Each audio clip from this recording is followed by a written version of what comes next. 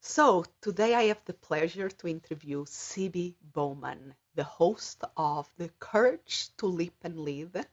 She's a certified master corporate executive coach with more than 20 years of experience of being an enterprise-wide business advisor. And she has a keynote now that is the courage to leap and lead that inspire others to go for the gold by finding courage through simple solutions to complex problems. So I thought she was the ideal guest to speak about the courage mindset. So welcome, CB. Thank you, Anna. It's such a pleasure to be here with my Yeah, buddy. yes, it's always it's the second time that I have you in my podcast, and I will invite the listeners to go back to see our very interesting previous conversation. That in many ways you are foreshadow what we are speaking here today, because you were telling one of your almost origin story about when, and just to whet the appetite for people to go back. You were telling about your adventure. How old were you? In your 20s? Oh, we don't talk about age. No, Okay. Anna. So you were somewhere in another decade that as a and you decide to go and visit your father in the Panama almost from one day to the other, and it's your adventure of jumping first and then figure out how to land. That is being a metaphor of courage and of action taker that you are.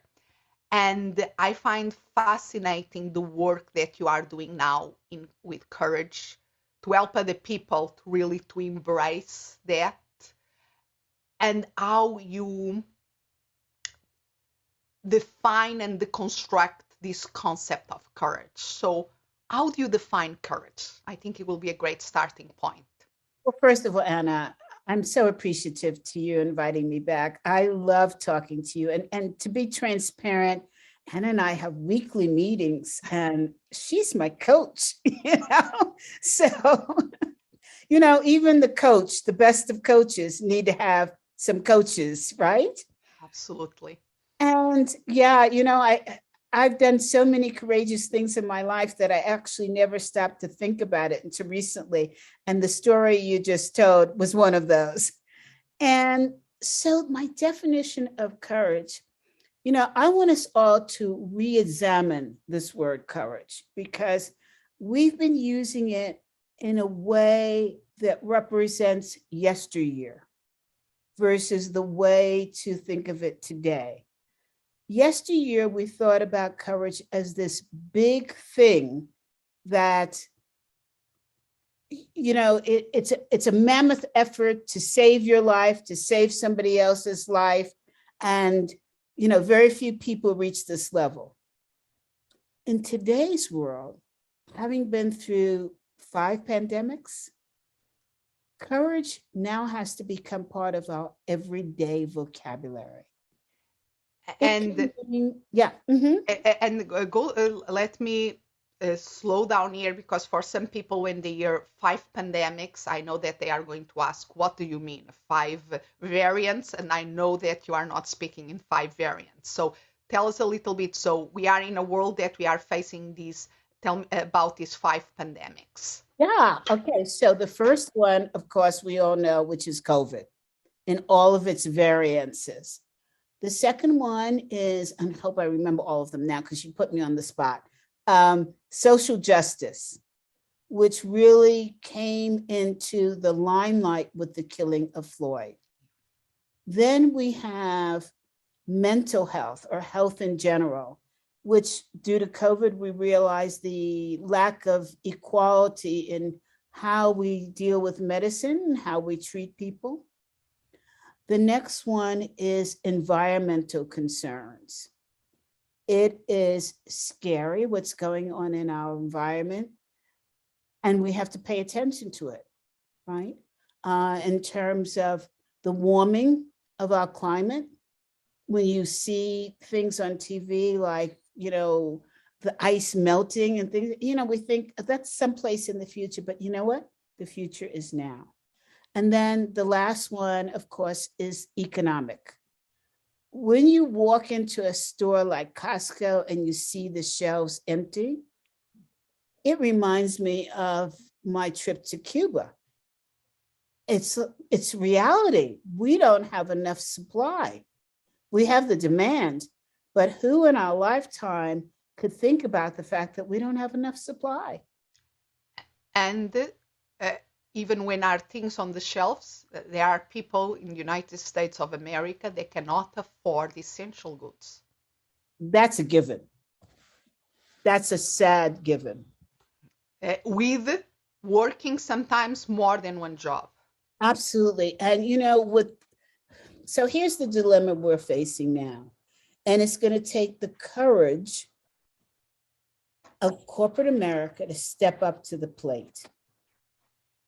We're saying that we can't get goods in because the truckers want more money. We saw this in Canada. And we saw this because it was related to COVID in Canada. But now it's universal here in the United States, where we're saying we want more money, we want to be treated better, etc. Okay, so everybody agrees that people that are underpaid should be paid more money. But then we go to the store and we see the price increase. And we say, okay, the people that were underpaid now are making more money, but because prices are rising, do they need to make even more money? Where do we stop? We have to find a place where we can stop that helps mankind. And that is the courage. And so let's go back to that, because the way that you see courage is not just the big. So let's go back to your definition of courage. So my definition of courage is the ability to act. That's it. To say yes or no and move on that.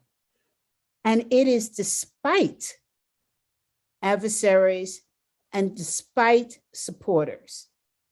So to me, somebody who is riddled in pain, to get up out of bed every day is courage.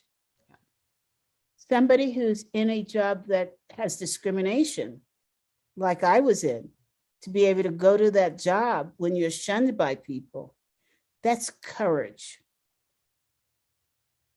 To be able to say to a friend, that's not working for you, that's courage. Because you can lose a friendship.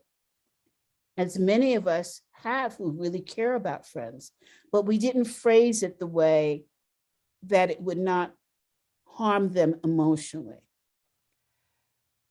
And that is one of the things that I appreciate in your approach to courage, is that usually when we come to this word or say this was a courage act or action, we are thinking that somebody went to the building in flames and saved somebody. And of course, there's lots of courage there. Nobody puts that in question.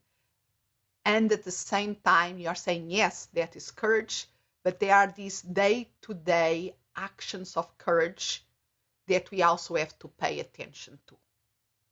And say to ourselves, we did good.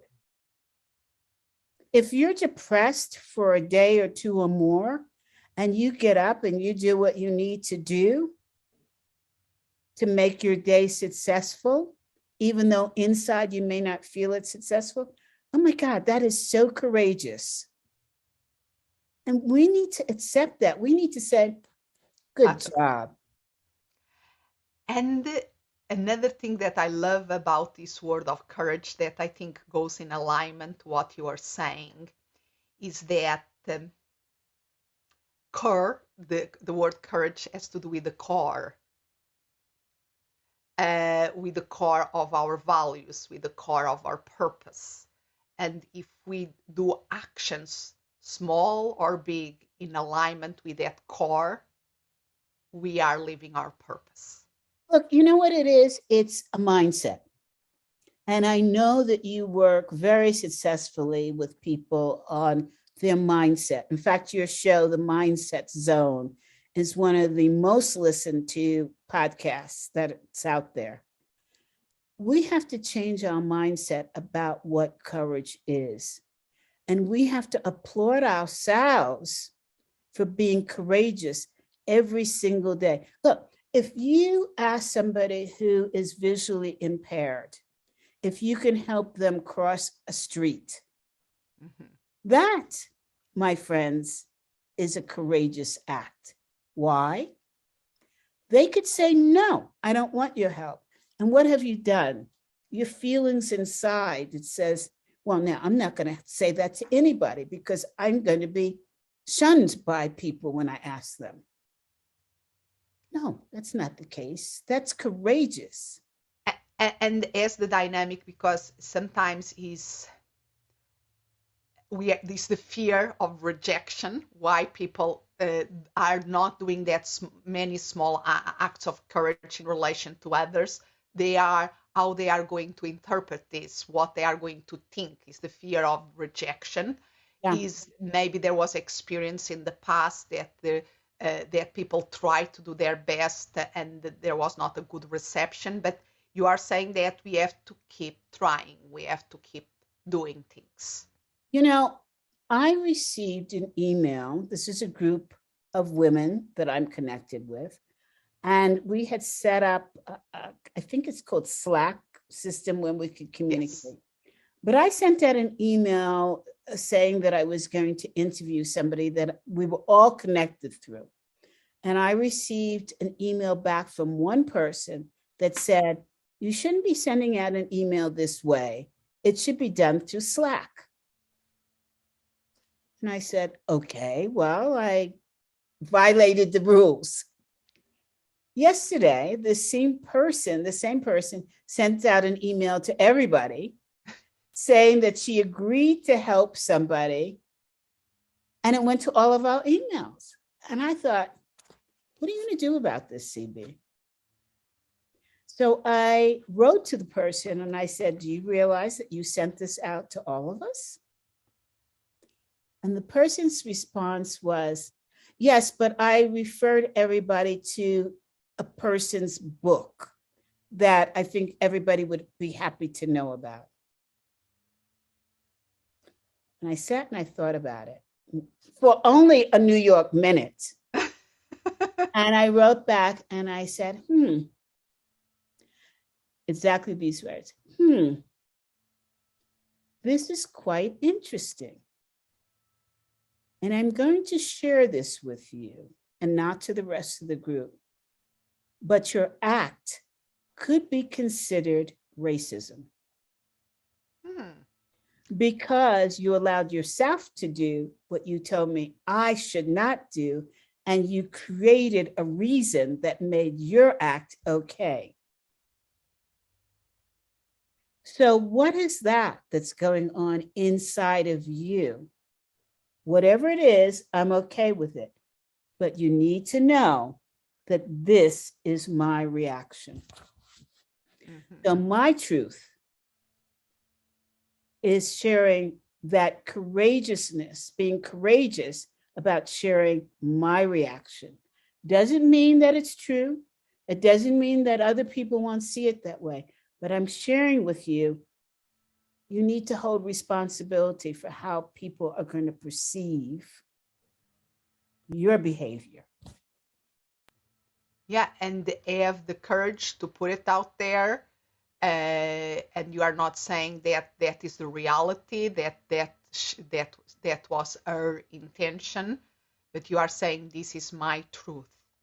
This is my perception, yes. And it's fascinating. But I think goes also a lot about the need of be able to have and to be open to have nuanced conversations. Oh my God, that requires a lot of courage. A Now, lot of courage. because we are so used of these, I was going to use the term black and white for You can. lack of a better term of this binary. It's one or zero, Yes. um, yes or no, um, and there are so much in between. Yeah. It's also the courage to release from yourself upset. Because I could have taken the road that I'll just stew on it. Mm-hmm. But stewing on it doesn't help me. And it doesn't help the other person to realize that there's a flip side to what they've done. Now, this person may come back at me and be really angry. Or this person may spread the word that, you can't write anything where CB's reading it. But it also says you have that other person thinking. Yeah. And my intent is not to shame or blame. My intent is to create awareness. Yes. Wow. And if we, speaking about intent, if we, and this is something that I learned, is one of the principles that a dear common connection of us, Liba Pinchot, says to assume positive intent in the other person. I think that will allow us to have more nuanced conversations and to be more courageous in many things if we assume positive intent and if we ask other people also to assume positive intent about our own acts and communications. And that is a major mindset shift, because the mind automatically goes to defense. Yeah. And what if we put down that defense and then switch the switch to I'm going to share and I'm going to educate? There is a marvelous book that I suggest everybody reads. It's an old book. It's called It's the Little Things. Everyday interactions that anger, annoy, and divide the races, by Lena Williams. It is probably the best book that's out there. I will make sure that I will put that on the show notes. Absolutely. Because while it points out things that annoy people, it allows us to see what we can do to create a stronger bond in a more courageous way. Can you tell me a little bit more about that? So I remember and I must have read this book easily 10 years ago. And I remember one of the things she talks about, and she says, with white women, the way they handle their hair, always doing things like this or putting it in their mouth, and how that annoys people of color. Because our hair does not lend itself to being able to do that. This hair is not real. It's mine, but it's not real. It didn't grow from my head. This part down grew from my head. So I can do this with this hair, but I can't do that with my shorter. It won't reach that, right? So the fact that you're doing these things, either as a nervous habit or unconsciously for whatever reason you're thinking, it's something that can trigger a negative response. That we are absolutely, we can be not aware of because we don't have the other perspective of it. Right. So being able to say to somebody, I read this about somebody who's doing this, about people that do this, you might, if you're in a meeting with people of color, you might want to think about doing that. Well, that's helping to educate somebody who has no clue what's going on, none whatsoever. Yep, I learned something. And at the same time, speaking about nuances, we'll have, for instance, if I touch my shoulder and that triggers another person because an individual trigger that other person has. If the person never tells me about, how can I know about that trigger to another person? Exactly. And sometimes it's even more complex because sometimes the other person is not aware of the trigger in themselves. It's not. Because people don't want to go around triggering, upsetting other people. But my husband is constantly thumping. Drives me insane. I swore that I would never marry somebody who does that. Well, guess what? I had to have the courage to tell him, will you cut it out? And explain your side, how you receive that. Exactly. And he doesn't realize that I have a thing in my ear which makes ambient noise sound like somebody is screaming at me through a microphone. And it just drives me up a tree. And if you put yourself in the position, it should read my mind and realize that upsets me. Exactly. You are just putting, like, you are just fueling the fire and not helping to solve the situation. Exactly. I mean, another great example in our marriage, we're both introverted, but he's a weird kind of introvert because nobody would ever know it. I am a true introvert. And so he'll do things that I'm like, what the heck? And here's the fun thing. He's an introvert, but young guys follow him like he's God. And he doesn't even see it or he's not aware of it. And so I have to tell him these things. And he goes, oh, come on, right? Man. So you have to be able to have honest, truthful conversations. And one of your missions nowadays is to help this to happen in organizations. Yes. What's happened now, because leaders are so afraid, and you cannot blame them. They're afraid to make decisions regarding employees. This is one of the big ones. They have the law on one hand that says you can't go past a certain point, and that law is there for a good reason. On the other hand, they're saying, I'll give you a really good example, empathy. We're saying to our leaders, you have to display empathy. In order to display empathy, you must know the other person. And the law says you can't get involved with their personal life. So where is it you're supposed to extrapolate this empathy from? Like out of the sky? So you have to be courageous to understand where the law actually stops and how that other person is going to perceive your question.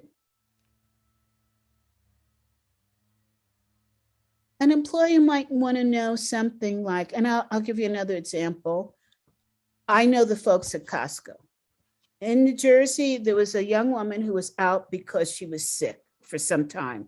And I knew her. And I said to the manager, I said, how's she feeling? What's going on? He said, I don't know. I can't ask. And he was a very caring person. So what's the courage? What's the courage look like? Do we go against the law? Do we ask people what we can ask? Where do you go? Because is that space, is things that, is that nuance, what will be proper, still respecting the law and the regulations of that, but it cannot be a binary thing. We are humans. There is this, we have to create a place where we can have these conversations, because what is respect the boundaries for one person can be for another person considered indifference. And this is messy.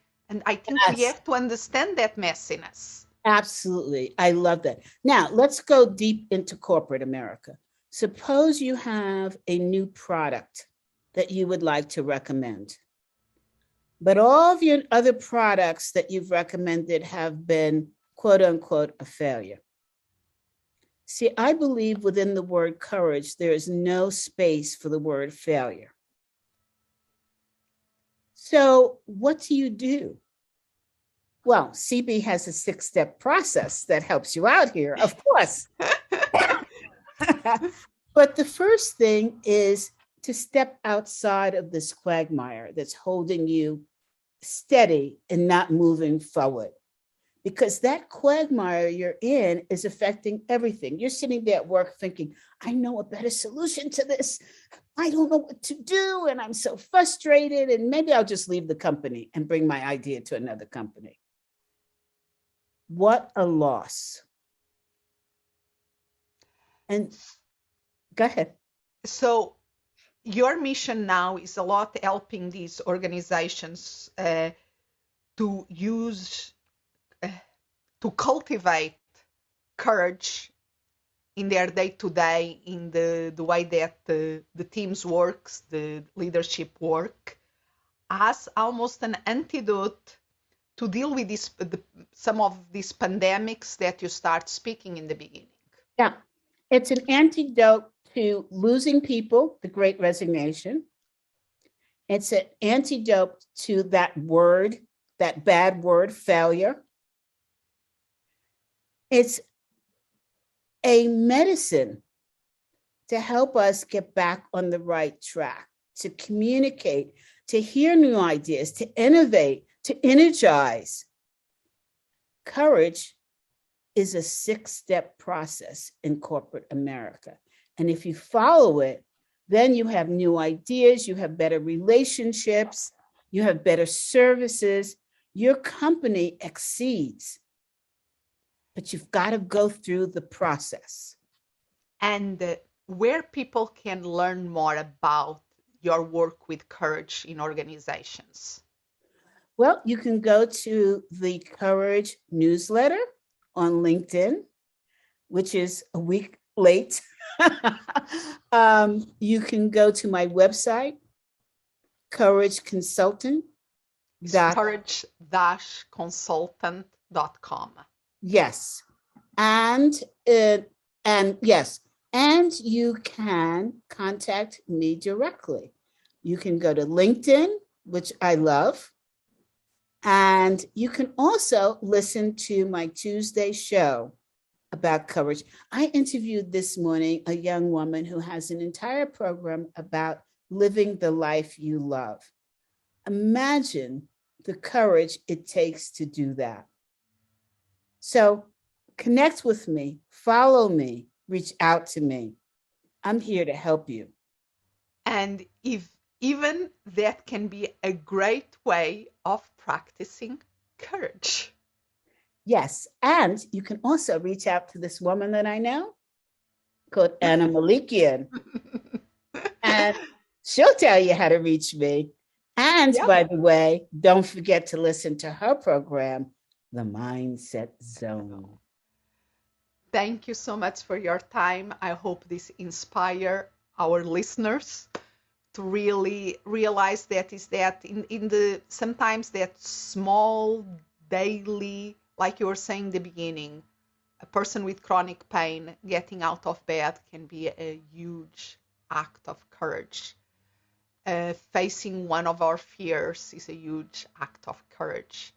And we have to pat ourselves in the back and help others day in and day out to just do one small thing that make this world better. Thank you. Thank you, Anna. It's always such a pleasure and so much fun talking to you.